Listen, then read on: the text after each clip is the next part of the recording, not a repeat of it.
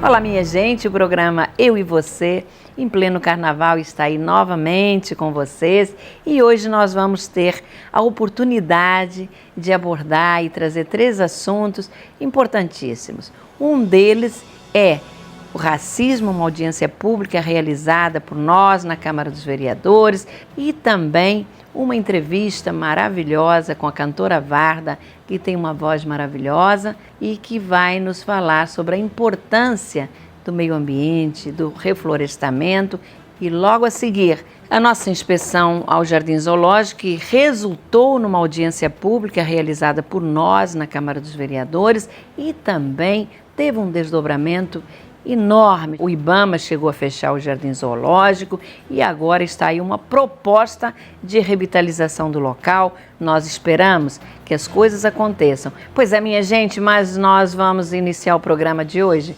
falando numa questão que é muito séria, que é a questão do preconceito, a questão do racismo. Nós estamos aí agora, ainda na semana passada, trouxemos uma entrevista com o professor Francisco Carlos, falando do lançamento do livro Mein Kampf, do Hitler, e que, graças a Deus, foi proibido no Rio de Janeiro, graças a um trabalho realizado pelo criminalista Ari Berger. O deputado Gerson Berger também apresentou esta semana na Câmara dos Deputados um projeto de lei proibindo a divulgação, proibindo a edição e a venda desse livro, que só pode fazer mal a todos aqueles que infelizmente ainda tenham a curiosidade de lê-lo. Pois é, mas nós não poderíamos deixar de registrar este trabalho incansável que estamos realizando para que esse panfleto, que eu até me recuso a chamar de livro, seja lançado, seja editado no Rio de Janeiro. Mas é muito importante dizer que o Ari Berger, o criminalista, nosso filho,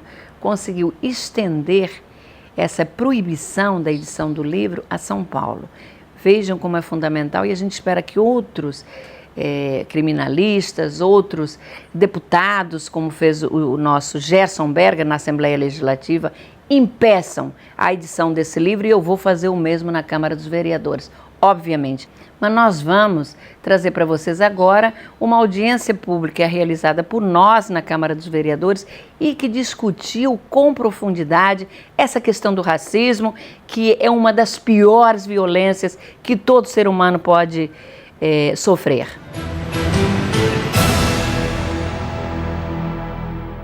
O nosso tema de hoje, especialmente, visa debater e encontrar caminhos para combater o preconceito, a intolerância e o racismo.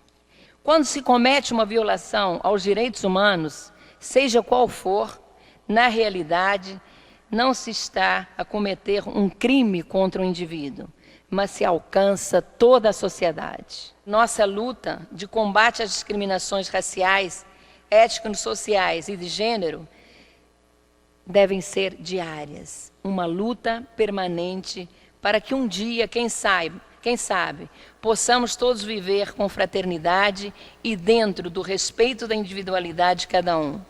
E assim possamos alcançar um tratamento que não seja apenas formal, mas possa se concretizar em oportunidades de desenvolvimento pleno da cidadania para todos, indistintamente.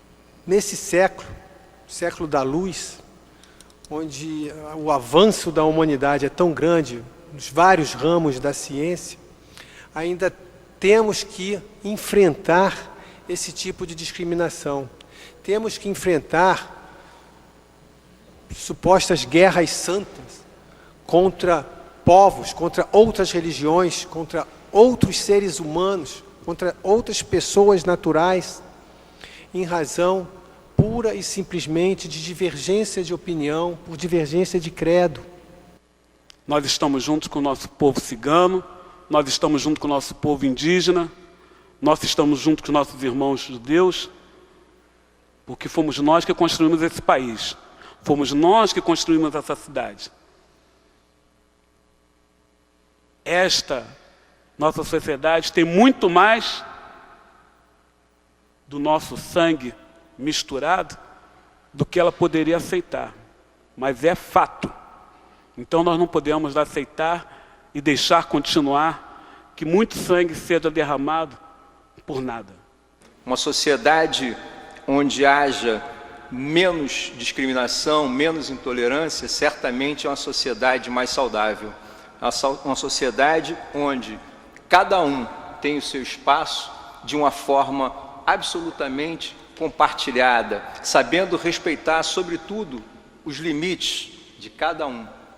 E a intolerância, ela vem muito da falta de percepção da realidade do outro. Eu só deixo uma mensagem aqui, um desabafo, porque tudo, você não adianta atacar o tronco, o caule ou as folhas da árvore.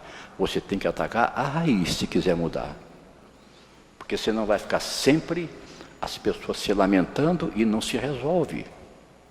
A coisa é cultural, a coisa está, a nossa solução está nas escolas, no primário.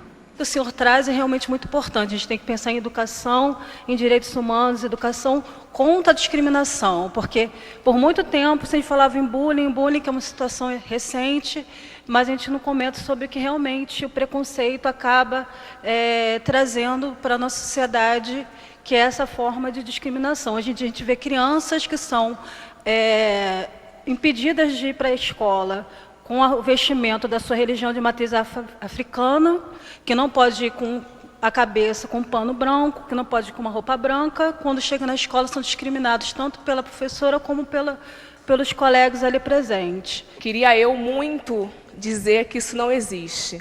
Eu estou com 3 casos de racismo no estado, um com uma criança de 6 anos de idade, em Volta Redonda, onde a professora chama a criança de macaca, dentro de sala de aula. Eu tenho uma escola aqui na Gávea, que foi notícia no Globo, de uma criança de 9 anos, que a professora fala que ela não vai ser nada na vida porque ela tem cabelo duro. E ela é a única negra da escola. Né?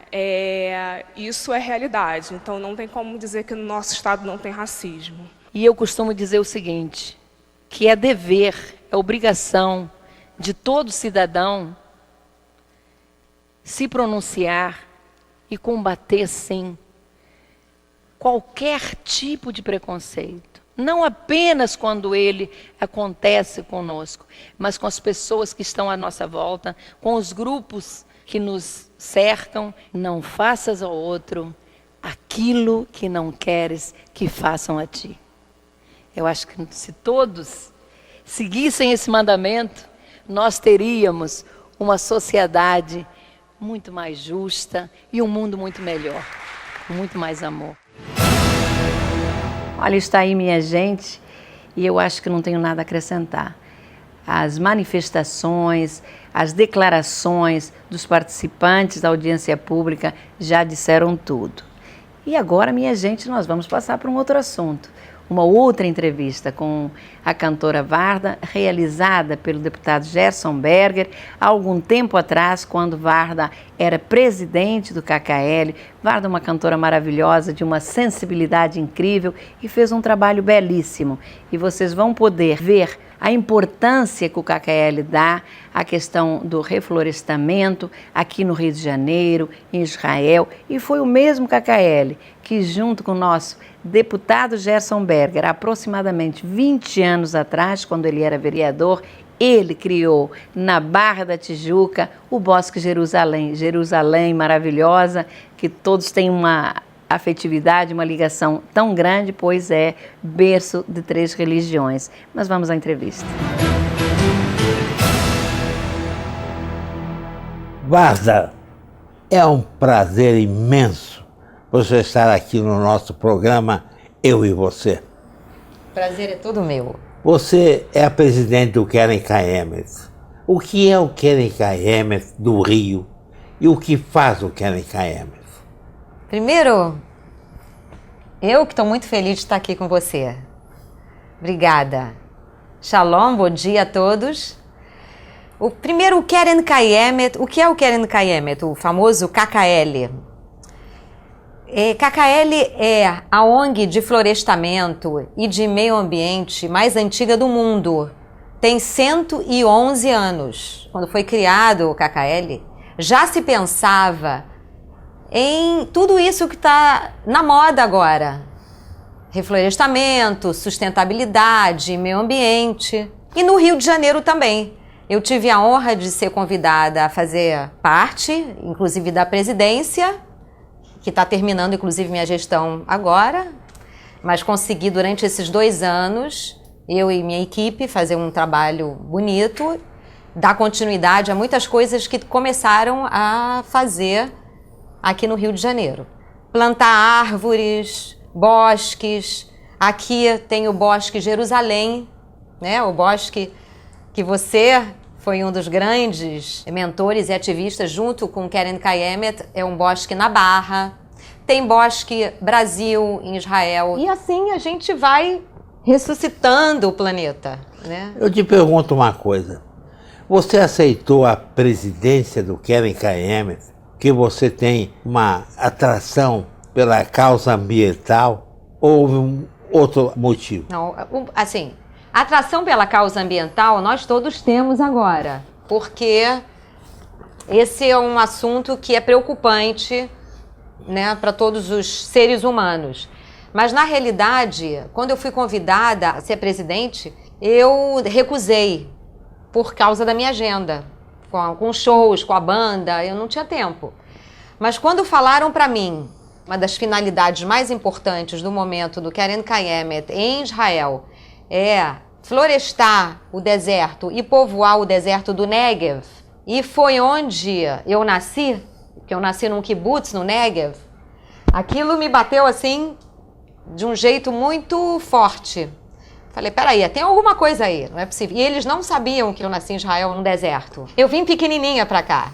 Então, meus pais são brasileiros, eles fizeram aliar, foram morar num kibbutz por idealismo, e aí eu nasci. Meu pai era o responsável pela irrigação do kibbutz, que era um dos cargos mais importantes, porque naquela época não tinha o sistema de gotejamento ainda, que é usado no mundo inteiro com essa tecnologia israelense. Antigamente, e aonde muita gente usa ainda em muitos lugares, são aqueles aspersores.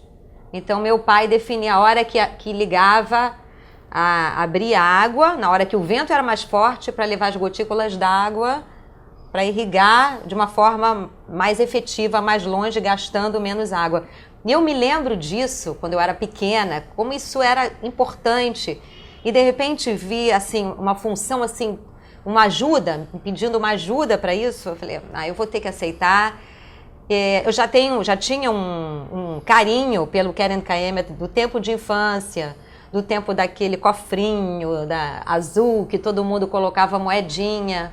E foi bacana. Israel existe há 74 anos, transformado um deserto em terra florida, um jardim.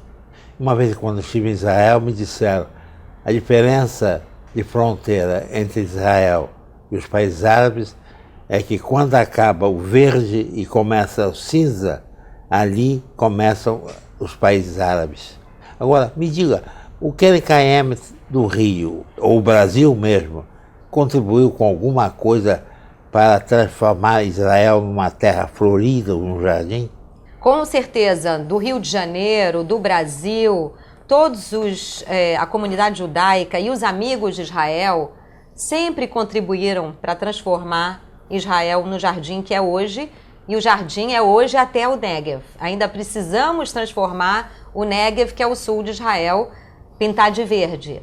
E eu fui mesmo visitar um local que a comunidade do Brasil e da América do Sul ajudou, e tem atualmente plantação de cenoura no deserto, que é uma coisa assim fantástica, e cenoura orgânica, porque como se não tem um deserto, então não tem nada químico, a reação é muito forte, porque é como se o deserto quisesse muito que tivessem sementes ali para ele poder florescer. E vocês podem ver as fotos de representantes da América do Sul e no meio do deserto, inaugurando, você tem placas de honra também aí que vocês podem ver, inaugurando um novo povoado que vai acontecer lá, graças ao Keren Kayemet, que está trazendo árvores, reservatórios d'água. Hoje em dia, tem mais de 200 reservatórios nessa área que é deserta, e que é muito interessante. Esses reservatórios, eles têm um plástico embaixo, e a água que é trazida ou por carro-pipa, ou através de um encanamento dos kibbutzim e dos povoados muito distantes dali, e é uma água suja, água de banheiro, levemente tratada, e ela serve ali como irrigação. Isso é uma tecnologia também fantástica israelense, que você não precisa gastar um dinheiro muito grande, já que tem pouca água, e filtrá-la toda se ela vai servir para irrigação. Uma pergunta. Você falou de homenagens a figuras políticas ilustres que colaboraram sempre com Israel, brasileiras. Eu me lembro de um bosque que levava o nome do presidente Juscelino Kubitschek, que ele dizia: o meu peito fica cheio de prazer e de honra. Eu me sinto que eu tenho origem judaica. Eu achava isso muito engraçado, mas é uma prova de que a homenagem que se presta a um homem, dando um nome a um bosque, a ele, significa que ele está colaborando para que a terra seja fértil. É verdade. E assim em todos os países. Houve recentemente a inauguração do bosque Mercedes Sosa, não do Brasil, né? Esse foi da Argentina, e nós temos o Bosque Brasil também. Muito bom. É bacana, né? Você chega lá e vê o Bosque Brasil, né? Agora me diga uma coisa, o seu trabalho te prejudicou, você como profissional, cantora e a musa da música hebraica, prejudicou a você na sua profissão de cantora? Não, prejudicar não prejudicou, eu só quase não dormia, né? Dormia de dia. E o Keren Kayemet me ocupava de dia, então eu não estava dormindo mais, estava uma situação complicada. Eu, que tenho certeza que todos que estão aqui dentro, gostariam de ouvir a tua voz. Os telespectadores também, que você cantasse alguma coisa que lembrasse o teu amor por Israel, pela vida e o teu amor pelo próximo. Permite uma sugestão?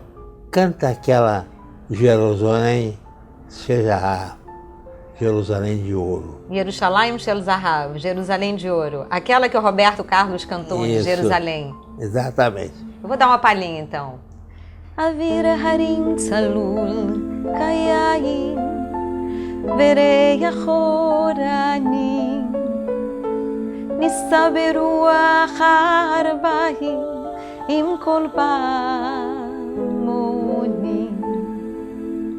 ופתרדמת אילן באבן שבויה בחלומה העיר אשר מדד יושבת ובליבה חומה ירושלים של זהב ושל נחושת ושל אור, הלא לכל שירייך אני כינור.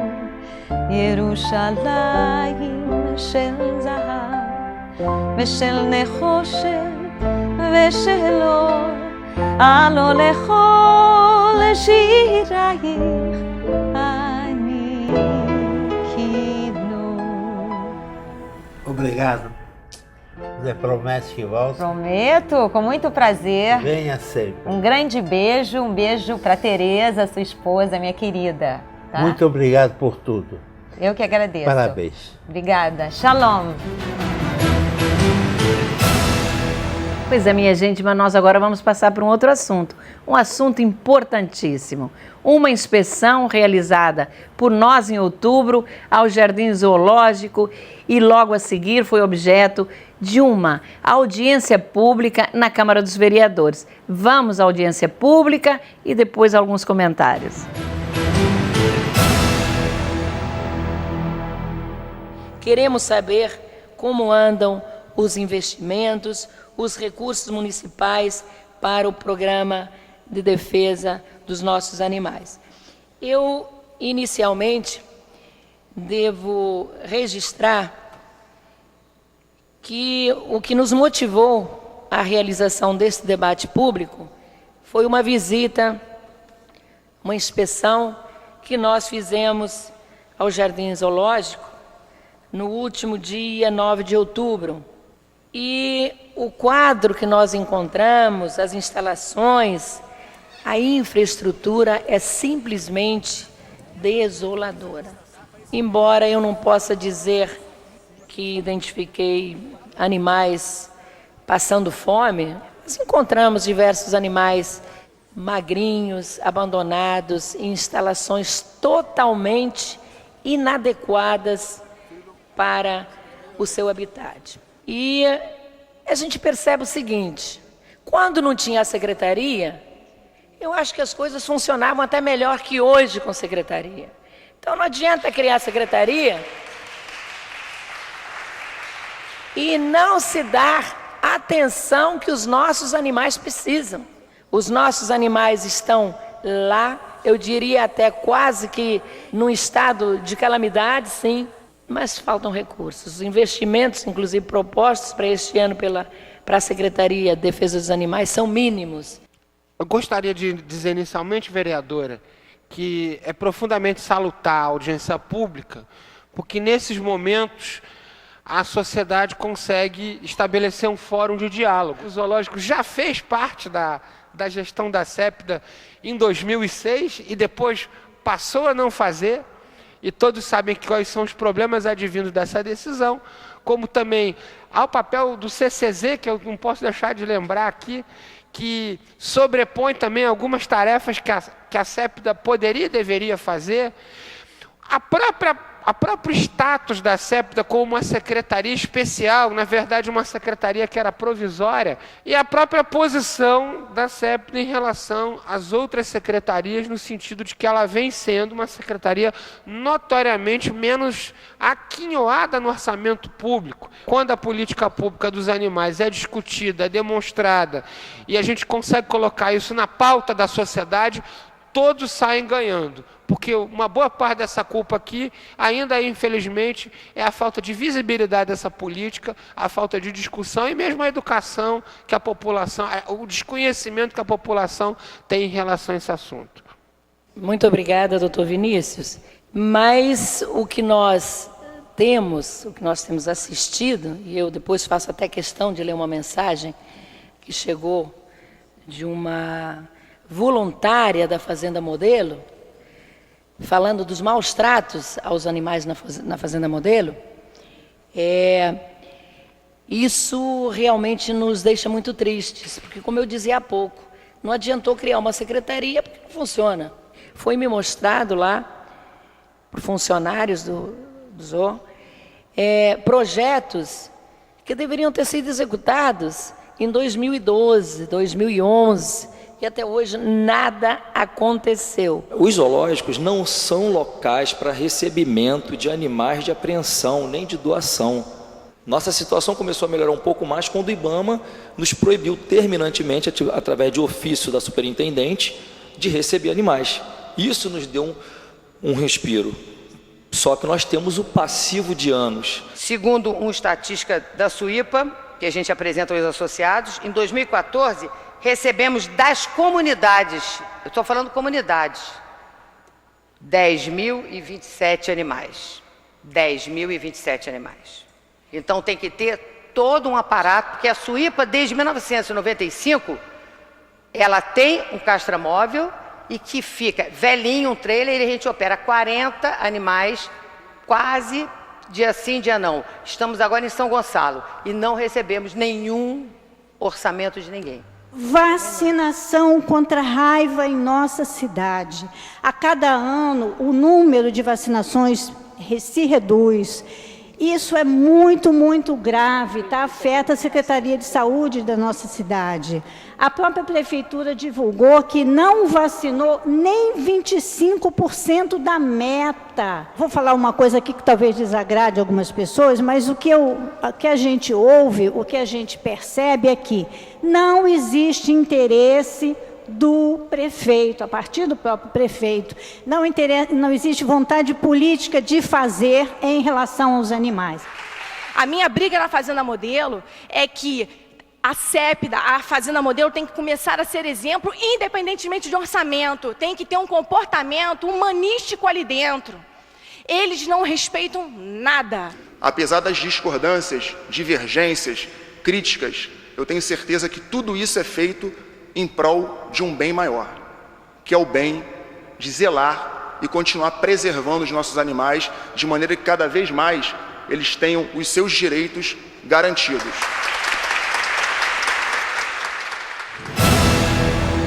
Pois é, está aí a audiência pública que teve enormes desdobramentos, a imprensa deu uma atenção especial ao assunto, o IBAMA, posteriormente a esta audiência, esteve no Jardim Zoológico e fechou o Jardim Zoológico.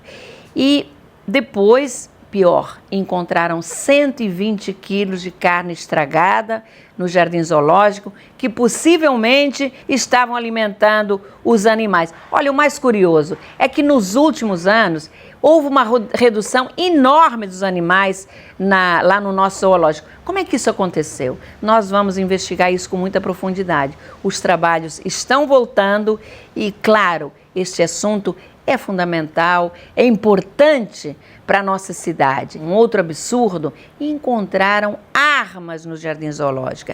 O que é que 3 espingardas estavam fazendo ali? Acho que tudo tem que ser explicado e a nossa volta, depois do recesso, claro, será também para fiscalizar, para continuar esse trabalho em defesa do nosso zoológico. Nós queremos que o nosso zoológico continue e que os nossos animais tenham dignidade. Minha gente querida, acabou-se o nosso tempo, possivelmente vocês estão aí nos assistindo, mas ainda vão ir para um baile de carnaval, temos domingo, temos segunda, tenham um ótimo descanso, quem vai descansar, e uma ótima folia aqueles que vão brincar carnaval. Nós estaremos juntos no próximo sábado, às 11h30, aqui na CNT. Até lá!